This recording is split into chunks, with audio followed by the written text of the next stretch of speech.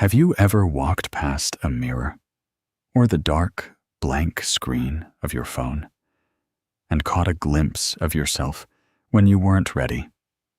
You instantly pull back, change your posture, or find something to criticize. It's an almost involuntary reflex. We aren't just looking at our reflection. We are scanning it for flaws, bracing ourselves before anyone else can judge us. But what if that urge to look away isn't actually about how you look? What if it's your nervous system trying to protect you from a threat it thinks is standing right in front of you? Think about what actually happens in that split second. Your eyes meet the glass, and before you even consciously process who you are looking at, something shifts inside your chest. A subtle coldness sweeps through your veins. Your shoulders tense, your jaw locks, and you feel a sudden, heavy urge to look down at your feet or turn around completely. It feels like a judgment, but beneath that judgment is a very old, very deep fear. It is the fear of being seen and found wanting. It is the exhaustion of constantly feeling like you are failing an exam you never asked to take. We have become so conditioned to view ourselves through the eyes of a critic that our own reflection feels like an adversary, a harsh reminder of every way we think we fall short. We treat the mirror like an interrogation room. We approach it with a sense of dread, expecting to find evidence of our inadequacy. We look for the exhaustion in our eyes, the changes in our skin, the way our clothes sit.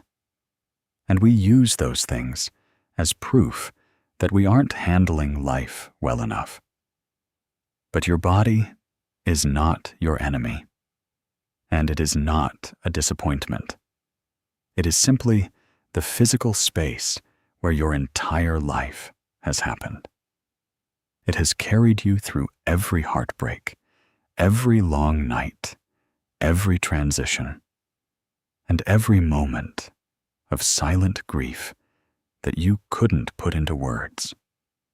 When you avoid the mirror, you aren't just avoiding your appearance. You are avoiding the person who survived all of that. You are turning your back on the very part of you that has held you together when everything else felt like it was falling apart. Imagine what it would feel like to walk past that glass and not feel a pang of anxiety. Imagine the relief of catching your reflection and simply thinking, there I am, without a single following thought of what needs to be fixed, hidden, or altered. It sounds almost impossible right now, because the habit of self-criticism runs so deep. It has become a track that plays automatically in the background of your mind, but that track can be stopped. You can learn to look at yourself with soft eyes. You can teach your body that it does not need to guard itself against its own image, and that you are no longer going to be the person who hurts you the most. Today, we are talking about how to teach your nervous system that your body is a safe place to live, and how to finally stop hating your reflection. This isn't about forced positivity or pretending you love every single detail overnight. It is about laying down the weapons. It is about calling a truce with the person in the glass. If you are ready to stop fighting yourself, pause for a moment. Take a slow breath and leave a comment below with the affirmation, I am learning to feel safe in my own skin. Let that be your first step toward softer ground. Let it be the moment you decide that you have spent enough time hiding from yourself. For years, you might have felt like you've been living from the neck up. Your body is just a vehicle that carries your mind from one task to the next. When we experience prolonged stress, difficult transitions, or moments where we felt deeply unseen, our bodies adapt. We build an invisible armor. Your shoulders creep up toward your ears. Your chest gets tight. Your breath stays shallow. This armor isn't something you chose to put on out of malice or vanity. It is something your body built for you, piece by piece, because it thought you were under attack. Every time you had to hold back tears at work, every time you had to swallow your anger to keep the peace, and every time you felt small and unprotected in a room full of people, your nervous system added another layer to the wall. It tightened the muscles around your spine. It restricted your breathing so you wouldn't feel the full depth of your sorrow. It hardened your posture so you would look stronger than you actually felt inside. You became a fortress, standing guard against a world that felt too heavy to bear. But the tragedy of building a fortress is that the walls keep everything out, including the good things. When you are trapped inside this invisible armor, you can't feel the true comfort of a hug from someone who loves you. You can't feel the genuine relief of a deep, clearing breath. You walk through your days feeling detached, numb, and strangely far away from your own life. You look down at your hands or your legs, and they don't even feel like they belong to you. They just feel like tools you use to get things done, to clear the next hurdle, to survive another afternoon. Carl Jung once wrote, "The body is a faithful mirror of the soul." When we break down that idea, it means our physical self carries the stories our minds try to forget. Your mind can try to rationalize a difficult year. It can tell you that you are completely over it, that it wasn't that bad, or that you should just move on. But your body remembers. It remembers the exact weight of the loneliness you felt. It stores the vibration of the unkind words that were spoken to you. It holds on to the terror of those moments when you felt like you weren't enough. When you break down Jung's words, you realize that your physical tension is not a defect. It is a diary. It is a faithful, honest record of everything you have endured without complaining. If your nervous system has spent years trapped in a survival state, always waiting for the next problem, always anticipating rejection, it treats your own body like a battleground. You aren't avoiding your reflection because you are vain. You are avoiding it because looking closely forces you to confront all that stored tension. When you look in the mirror, you don't just see your features. You see the armor. You see the exhaustion held in your jaw. You see the tightness in your neck. And because it feels so painful to witness how tired you really are, you turn away. But your body isn't tightening to punish you. It is tightening because it loves you so much that it is still trying to protect you from wounds that happened years ago. It is waiting for you to tell it that the war is finally over, and that it is safe to lay the heavy shield down. We've all tried to think our way out of insecurity. You stand there in front of the mirror and try to apply common sense. You tell yourself, I should be grateful for what I have, or I look perfectly fine, or there are much bigger problems in the world than how my body looks today. But those logical thoughts rarely stick. They bounce right off you, feeling like a cheap bandage on a deep, weeping wound. You can repeat positive affirmations 1,000 times in your head. But if your chest still feels hollow and your throat still feels tight, the words don't matter. That's because your survival brain doesn't speak the language of logic. It speaks the language of sensation. Think about how frustrating this cycle is. You are an intelligent person. You understand that the images you see online are edited. You know that everyone has flaws, and you would never judge a friend the way you judge yourself. You have all the facts, all the data, and all the right perspectives in your mind. Yet, the moment you see your own shape, all that intellect evaporates, replaced by a cold, familiar wave of shame. It feels like a betrayal by your own brain. You wonder why you can't just be stronger, why you can't just choose to be confident, or why you keep letting these silly thoughts ruin your mood. But you are blaming yourself for a process that is entirely biological.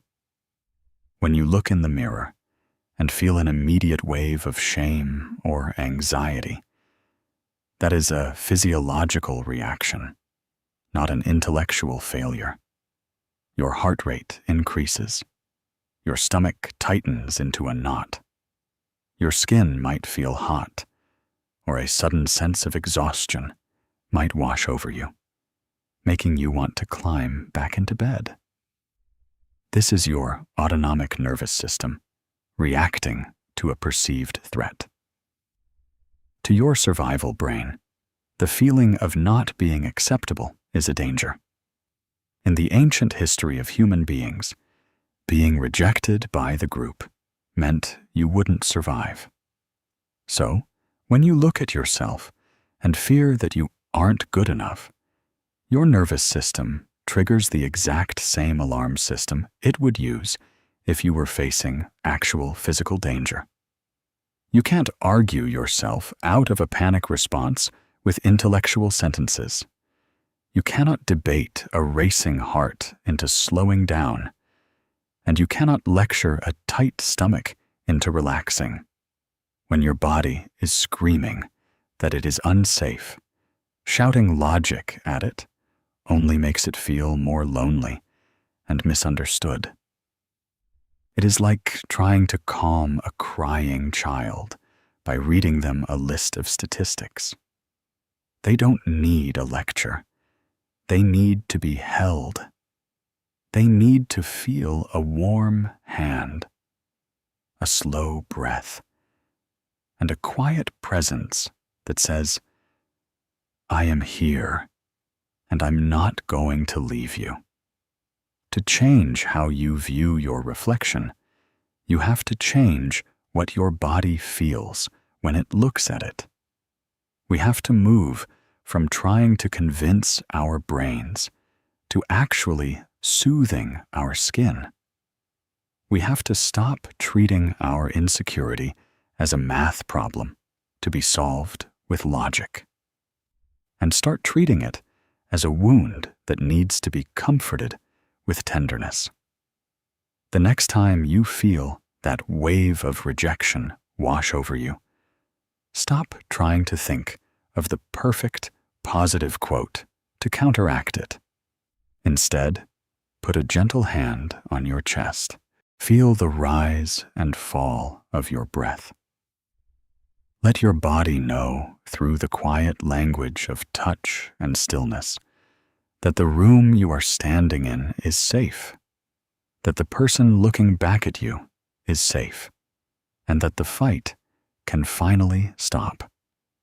Think about how you navigate a typical morning. Maybe you wake up, and before your feet even touch the cold floor, you reach out your hand to pick up your phone. You begin to scroll, your eyes moving across images of people who seem to have it all figured out. You read an article about how you need to change your entire routine to be successful. Or you see a video of someone with a perfectly ordered life, a perfectly toned body, and a perfectly calm mind. Before you have even had a sip of water, before you have even fully opened your eyes to greet the day, you have already inherited a dozen silent expectations about who you are supposed to be. You carry these invisible demands with you as you finally get out of bed.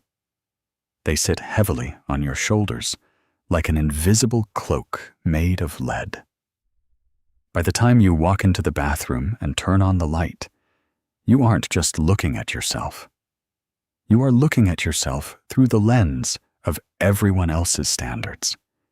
You are looking at your skin, your shape, and your face through the filter of a world that tells you that you must always be younger, smoother, thinner, and happier than you currently are. You are comparing your real, unfiltered, waking body to an idealized version of humanity that doesn't exist in nature, a version that has been edited, polished, and curated to perfection. It's an exhausting way to live, and your body feels that exhaustion deeply. Every single day, you are asking yourself to measure up to an impossible yardstick. When you look in the mirror and notice a new line, a spot softness, or the shadows of tiredness under your eyes, you don't just see a human face. You see a deficit. You see a problem that needs to be fixed, a flaw that needs to be hidden, or a failure of discipline. We have been taught that our bodies are projects that we must constantly work on, objects that we must continuously refine and improve until they are finally worthy of being seen.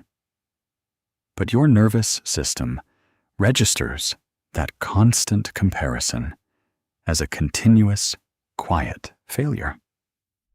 It doesn't understand that you are just looking at a screen or thinking a passing thought. All your nervous system knows is that you are looking at yourself and feeling a deep sense of disappointment and shame. It interprets that disappointment as a threat. It keeps you on high alert, your adrenaline pumping softly in the background, making you feel like you are never quite doing enough to deserve peace. It keeps you trapped in a cycle of survival, where you feel like you must constantly run, achieve, or alter yourself just to be allowed to exist in the room. We have forgotten how to just let our bodies rest. We have forgotten that a body is not an ornament to be looked at, but a home to be lived in. It is the place where you feel the warmth of the sun on a summer afternoon, the place where you taste your favorite food, and the place where you hold the people you care about. When we layer it with the crushing weight of modern expectations, we suffocate the simple joy of being alive. You do not owe the world a perfect reflection. You do not owe anyone a body that never ages never changes, and never shows the signs of a fully lived life. You deserve to lay that heavy cloak of expectations down at the door, to look in the glass, and to realize that you are allowed to be exactly as you are right now, without needing to change a single thing to earn your own kindness.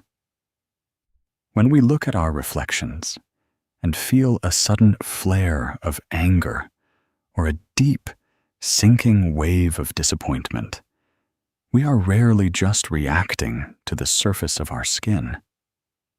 We are often looking directly at what Carl Jung called the shadow, the parts of ourselves we have judged, hidden, or rejected because we thought they weren't worthy of being loved. Jung noted, "Everything that irritates us about others can lead us to an understanding of ourselves." But this applies internally, too, in the quietest and most painful ways. The parts of your reflection that irritate you the most, the parts you try to crop out of photos or avoid looking at in the light, are usually the parts that carry your oldest, most tender wounds. Think about the specific areas of your body that trigger the loudest criticism in your mind. Maybe you hate the softness of your stomach because, to you, it represents a lack of control, a vulnerability you can't afford to show, or a reminder of a time when you felt helpless. Maybe you hate the lines etched around your eyes or across your forehead because they remind you of time slipping away, or of years spent worrying, losing sleep, and carrying burdens that were far too heavy for you. When you look at those areas with judgment, you aren't just looking at tissue and bone. You are looking at your own history, and you are scolding it for being visible. Every time you look in the mirror and whisper an insult to your reflection, you are turning your back on a part of yourself that desperately needs your protection. You are rejecting the very pieces of you that took the hit for you when life got difficult. That softness, that tiredness, those marks of time. They are the physical receipts of everything you have survived. When you look at them with hatred, your nervous system interprets that judgment as an internal attack. You become both the bully and the victim, trapped in the exact same mind. Your body feels hunted, but the threat isn't coming from the outside world. It is coming from the person staring back in the glass. It is a heartbreaking state of conflict to live in, being at war with the only home you will ever have. We hide these shadow parts away because we were taught somewhere along the line that we are only allowed to love ourselves when we are neat, strong, and faultless. But the shadow doesn't disappear just because we refuse to look at it. It just waits in the dark, growing heavier, sending waves of anxiety through your chest every time you catch your reflection unaware. It is begging for a different kind of attention. It doesn't want your perfection. It wants your permission to exist. Meeting the shadow means standing before the mirror, noticing the flaw you usually despise, and choosing not to push it away. It means looking at the tiredness in your face and saying, "I see how hard you've been working." It means touching the parts of you that feel imperfect and realizing they are just trying to hold you together. When you stop fighting your shadow, the internal tension begins to melt. Your nervous system finally receives the message that it can stand down. You are telling your body that it no longer has to hide its scars to be safe in your presence, and that you are finally ready to welcome all of yourself back home. To break this painful loop, we have to practice shifting our attention from judgment to pure sensation. The next time you catch yourself staring at a feature you dislike, try to pause. Instead of letting your mind spiral into a critique, bring your awareness down to your feet. Feel the texture of the floor beneath you. Notice the temperature of the air in the room. This shift sounds simple, but it is a profound act of rebellion against the habits of self-criticism. It is the moment you choose to stop listening to the cruel, loud voice in your head and start listening to the quiet, honest reality of your physical body. When we look in the mirror, our minds instantly create a story. We see a feature we wish was different. And within a fraction of a second, that visual input triggers a flood of memories, old comments from people who hurt us, and deep-seated fears about our worth. We leave the present moment entirely. We become trapped in a mental movie of our flaws. Your nervous system reacts to that movie as if it is happening right now, flooding your body with stress hormones. Your chest tightens, your breathing stops, and you feel a wave of panic. But you can interrupt this story. You can pull yourself out of the movie by anchoring yourself in what you can actually feel, rather than what you are judging. Imagine standing in front of that glass and feeling the familiar wave of shame starting to rise in your throat. Instead of letting it wash you away, you choose to drop your weight into your heels.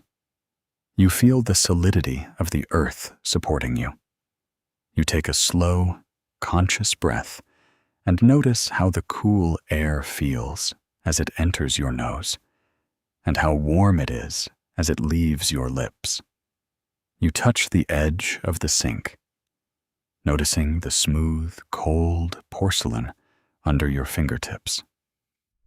By grounding yourself in the present physical environment, you signal to your brain that you are not in danger right now.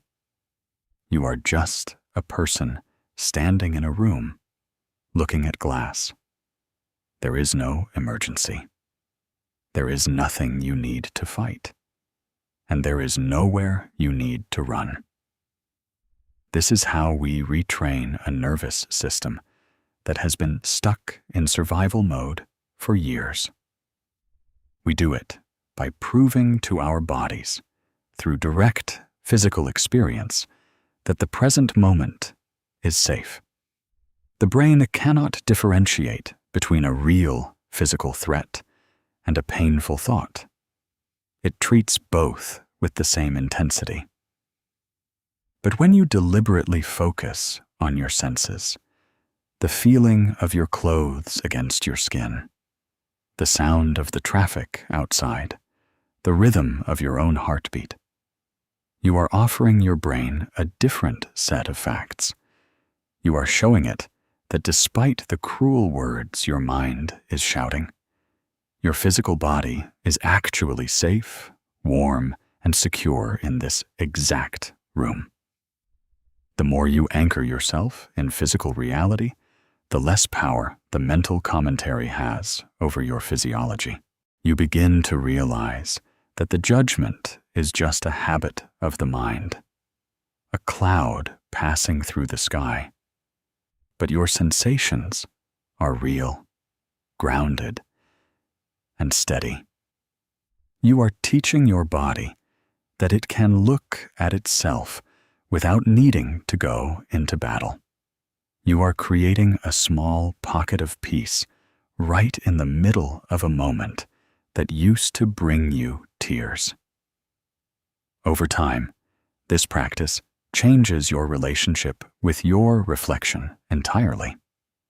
You stop looking at the mirror as a judge's bench and start seeing it as just a piece of glass in a room where you are allowed to breathe, allowed to exist, and allowed to simply feel your own life moving through you.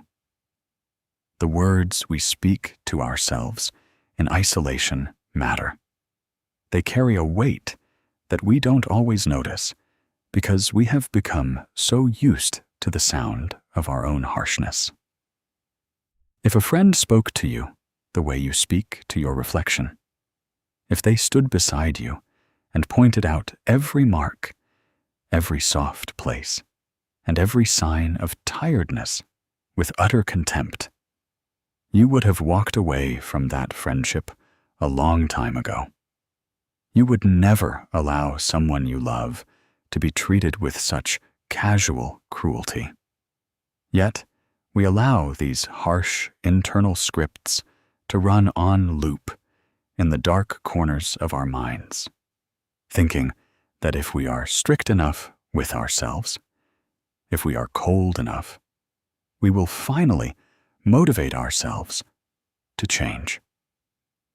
We fall into the trap of believing that self-hatred is a form of discipline. We tell ourselves that if we just stop criticizing what we see, we will give up, or we will settle, or we will become something we cannot accept. So, every morning and every evening, we deliver a lecture to the person in the glass.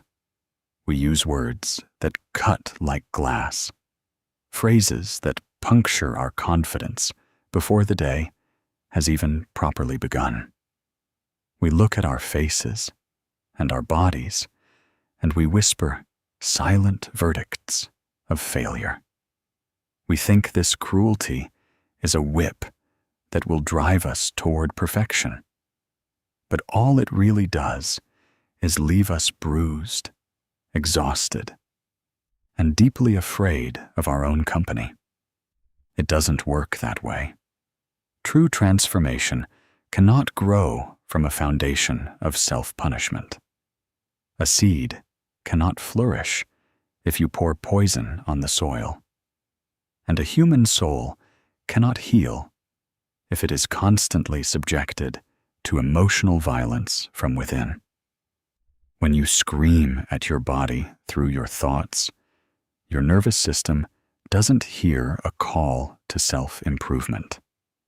It hears an attack.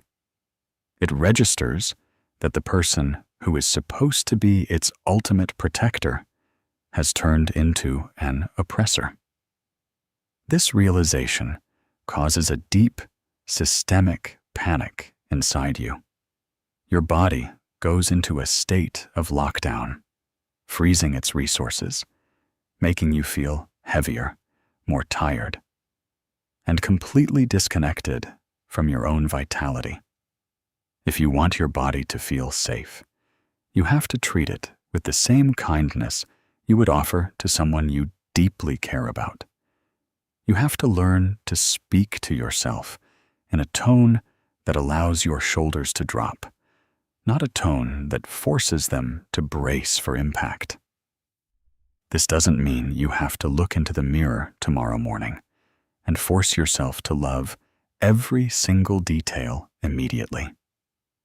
Forced positivity can feel just as violent as criticism because it denies the reality of your current pain. It feels like a lie, and your body knows when you are lying to it. You don't have to jump from hatred to adoration in a single step. Instead, when a harsh thought comes up, just try to reach for neutrality. Step off the battlefield of judgment entirely. When the voice in your head starts its usual lecture, gently interrupt it.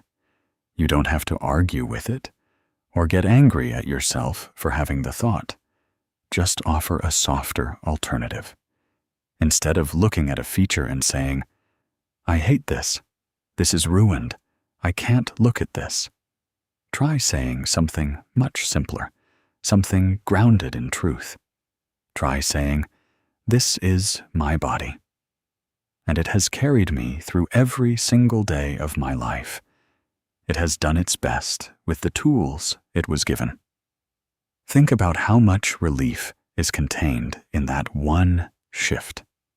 You are moving from a vocabulary of condemnation to a vocabulary of acknowledgement. You are recognizing that your body is a living, breathing entity that has shared every single experience you have ever had. It was there when you laughed until your stomach hurt. It was there when you sat on the floor of your room and wept until you had no tears left.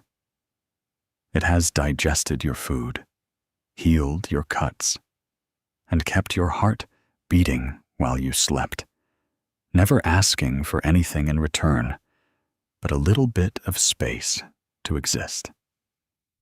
Rewriting the script means choosing to be a supportive companion to yourself through this life. It means noticing when you are being unnecessarily harsh and actively choosing a gentler word. When you look at the tiredness under your eyes, instead of calling it ugly, you can choose to say, "I see how long the nights have been lately. Thank you for keeping me awake when I needed to get through it." When you look at the parts of you that have softened over time, instead of calling it a failure of willpower, you can say, "This is where my body stored its energy, so I could keep going when things were hard." Every time you choose a softer sentence, you are dropping a tiny drop of soothing oil onto a raw, inflamed nerve. You are teaching your brain that it no longer needs to send distress signals every time you stand in front of a reflective surface. You are building a new pathway, a new way of interacting with yourself that is based on companionship rather than conflict. It takes time, and you will forget, and the old script will try to shout over the new one. But every single time you catch yourself and choose neutrality over hatred, you are winning a small piece of your freedom back. You are rewriting the story of your life, one kind sentence at a time. Teaching your nervous system that it is safe takes time. It isn't a massive shift that happens overnight because of a single decision. Nor is it something you can force through sheer willpower in a single day.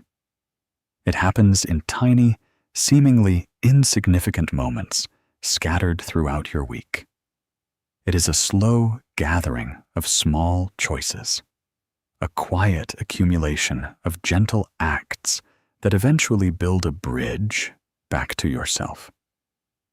It's choosing to take 3 deep, slow breaths before you open your front door after a long, exhausting day, letting the air reach all the way down to your stomach before you step inside.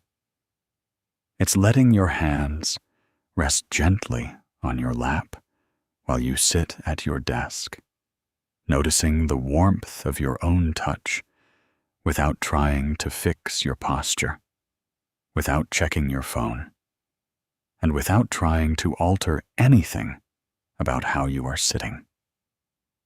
Think about how rarely we allow ourselves to just exist with our bodies without an agenda.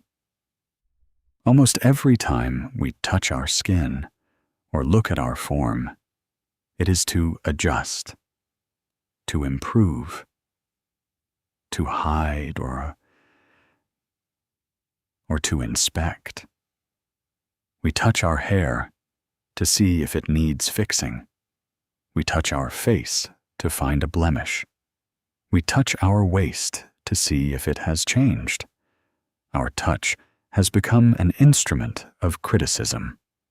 Your nervous system feels that critical touch and immediately prepares for rejection. It goes on alert because it senses an evaluation is taking place. To heal that, we have to introduce a different kind of touch. A touch that asks for nothing. A touch that has no destination. A touch that simply says, I am right here with you. It can be as simple as washing your hands at the sink and actually feeling the temperature of the water, noticing the softness of the soap, and taking an extra 5 seconds to feel the skin of one hand sliding over the other. In those 5 seconds, you aren't thinking about your flaws or your to-do list. You are just a physical being, experiencing a physical comfort. It can be the moment you wrap a blanket around your shoulders when you feel cold, not just to change your temperature, but to intentionally give yourself a sense of containment, a feeling of being held and safe in your own room. These small acts are like whispers to your survival brain, letting it know that the immediate environment is secure and that it is allowed to let go of its heavy guard. This intentional gentleness is also about changing how we interact with the mirror on a daily basis. Most of us use the mirror like a quick, frantic safety check before we face the world. We look at it to make sure we look acceptable enough to avoid judgment, or we avoid it completely because we don't want to ruin our mood. Try a different experiment. The next time you find yourself in front of a reflective surface, try looking at yourself for just 10 seconds without fixing your hair, without adjusting your clothes, without pulling your stomach in, and without turning away. Just look into your own eyes. Look past the shape of your face and look at the person living inside. It will feel uncomfortable at first. Your heart might beat a little faster, and your mind will immediately start shouting its old, familiar critiques to get you to look away. You might feel a strong urge to fidget, to fix something, or to walk out of the room entirely. This discomfort is just your nervous system reacting to an unfamiliar habit. For a long time, looking at yourself has been associated with feeling shame or danger. But if you can stay there, breathe through the initial wave of awkwardness, soften the skin around your eyes, and realize that nothing bad is happening to you in this moment, you are slowly rewriting the code. You are proving to your body that your own gaze is no longer a threat. You are showing it that you can look at yourself with curiosity and stillness instead of anger. Imagine doing this for just a few seconds every day. It's like clearing a tiny path through a dense, overgrown forest. The first time you walk it, it's difficult, full of obstacles, and feels almost unnatural. But the more you choose to pause, the more you choose to breathe instead of criticize, the smoother that path becomes. You are building a new memory for your body. You are teaching it that the mirror is no longer an interrogation room, but just an ordinary piece of glass where you go to check in on a friend. You are creating a small, quiet pocket of sanctuary in a world that is constantly asking you to look outside yourself for approval. These small moments of safe connection are cumulative. They build on one another, day after day, week after week. One day, you will walk past a window or a mirror, catch your reflection entirely by accident, and you won't feel that cold, sharp pull of anxiety in your chest. You won't feel the need to look away or pull yourself up. Instead, a quiet warmth will take its place. You will just see a human being, a person who is doing their absolute best, a person who has survived every storm they have ever faced. You will realize that by choosing these tiny moments of gentleness, you have slowly, quietly given your body its safety back. You will realize you have begun the beautiful, necessary journey of coming home. Healing isn't about fixing your flaws so that you can finally love your reflection. It's about realizing that you were never broken to begin with. You are an intricate, evolving person who has survived difficult things, and your body has done its absolute best to protect you through all of it. Every shape, every line, and every change is just a record of that survival. We spend so much of our lives waiting for a day when we will finally look flawless, believing that only then will we be allowed to stop fighting ourselves. We treat our bodies like puzzles with missing pieces, or homes that need a complete renovation before anyone, including ourselves, can live inside them. But your life is happening right now, in the body you have today, not the one you hope to create tomorrow. Think about the sheer amount of energy it takes to keep yourself divided. We split ourselves into the parts that are acceptable and the parts that must be hidden away in the dark. We have a list of qualities we are proud of, and a much longer list of things we despise about our reflection, our habits, and our history. When you live this way, you are constantly policing your own existence. You are holding your breath in public, checking your angle in every window, and hoping people only see the curated version of who you are. This constant division keeps your nervous system in a state of chronic exhaustion. It is a full-time job pretending to be a version of yourself that doesn't carry any weight, any history, or any tiredness.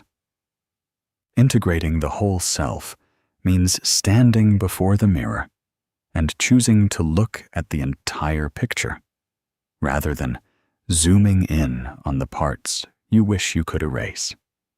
It means looking at the softness, the scars, the asymmetry, and the exhaustion, and realizing they belong to you just as much as your smile, your strength, and your laughter do. They are not mistakes. They are the landscape of your life. When you look at an old tree, you don't judge it for having twisted branches, deep ridges in its bark, or roots that break through the soil. You understand that those features are exactly what make it stable, beautiful, and resilient. It has grown through winters, storms, and droughts, and every mark tells the story of how it stood its ground. Your body is no different. Carl Jung once shared a profound truth when he said, "I am not what happened to me. I am what I choose to become." When we sit with those words, we begin to realize that our history does not have to be a life sentence of self-hatred. You are not the negative comments someone made about your appearance when you were too young to defend yourself. You are not the cruel standards of a fast-paced world that profits off making you feel insecure. You are not the heavy expectations that were placed on you by people who didn't know how to love themselves. Those things happened to you, yes, and they left their marks on your mind and your body. But they do not define the boundary of who you are allowed to be today. You are the person who is choosing right now, in this very moment, to step out of the exhausting cycle of self-criticism. You are the one who is looking at the pieces that have been rejected for years and saying, "You are allowed to be here too." This integration is the truest form of safety you can ever offer your nervous system. When your body realizes that you are no longer going to abandon it when it looks tired, or punish it when it changes, the internal alarm system finally begins to quiet down. The deep, somatic sigh you've been holding back for years can finally be released. You are telling your physiology that you are a safe guardian, that you are on its side, and that the internal civil war is coming to an end. Imagine the freedom of no longer needing to look perfect to feel at peace.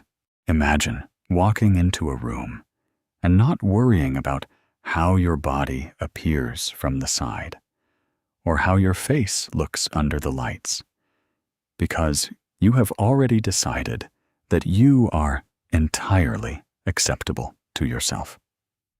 This isn't a performance for the world. It is a quiet covenant between you and your reflection. It is the realization that your value is not a variable that changes based on a number, a size, or an unedited glance in a bathroom mirror.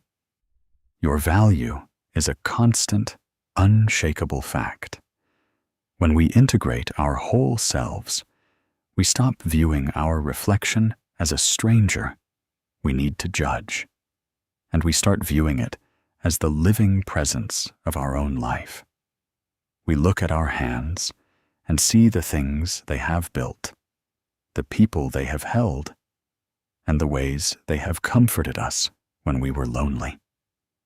We look at our eyes and see the resilience of someone who has looked at a lot of darkness and still searches for the light.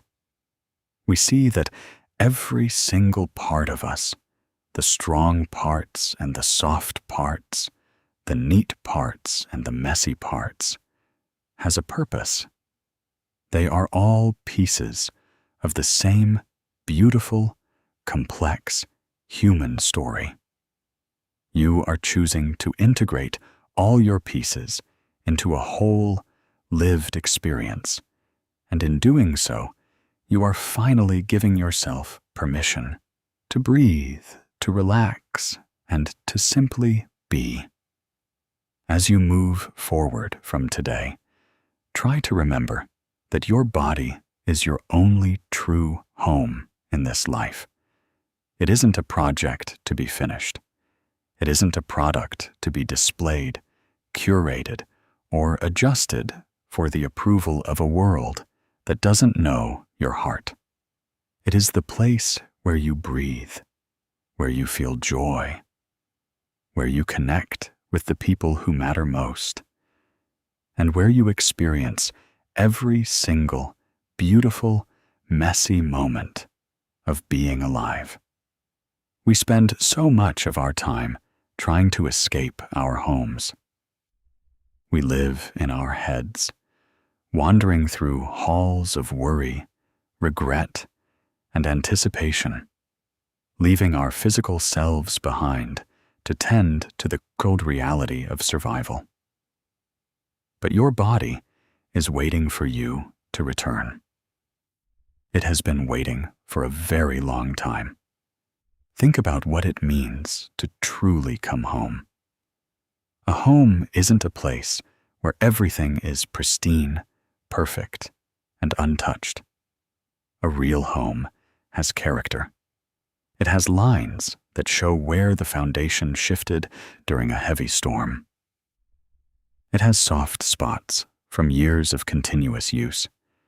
It has an unmistakable warmth because life actually happens inside it. Your body is that home.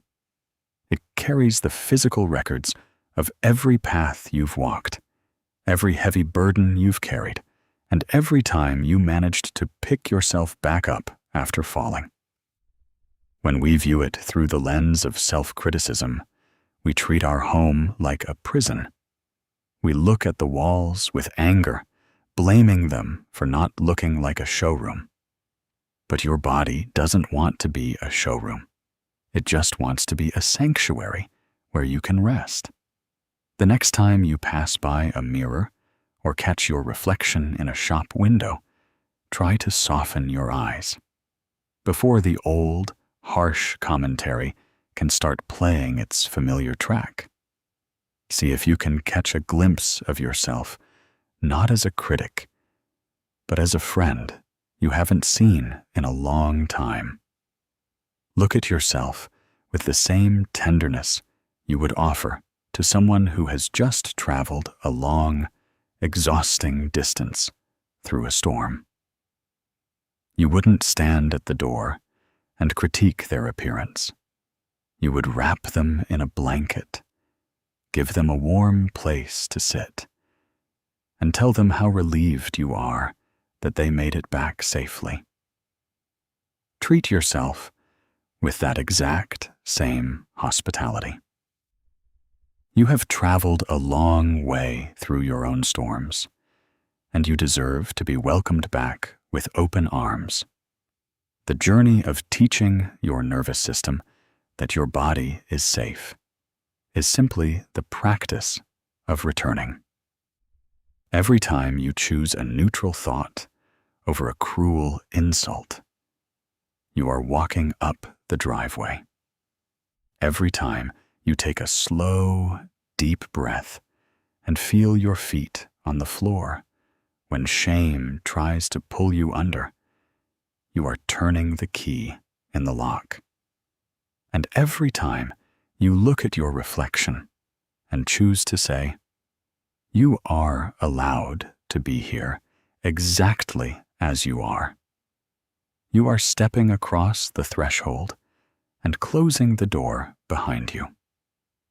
You are deciding that the world's heavy expectations can stay outside, because inside these walls, you are completely accepted. You deserve to live in a body that feels like a sanctuary, not a battleground. You deserve to wake up in the morning and feel a deep, quiet sense of ease in your own skin, knowing that you are no longer your own worst enemy. The fight is over. You don't have to change your shape, hide your history, or wait for a perfect day to begin living your life with love. The safety you have been searching for out there in the world isn't something you have to earn. It is something you already possess, right here in the quiet rhythm of your own breathing. Take a deep breath, drop your shoulders, let the tension drain from your jaw, and let yourself finally arrive. You are safe now. The door is open, and it is safe to come home.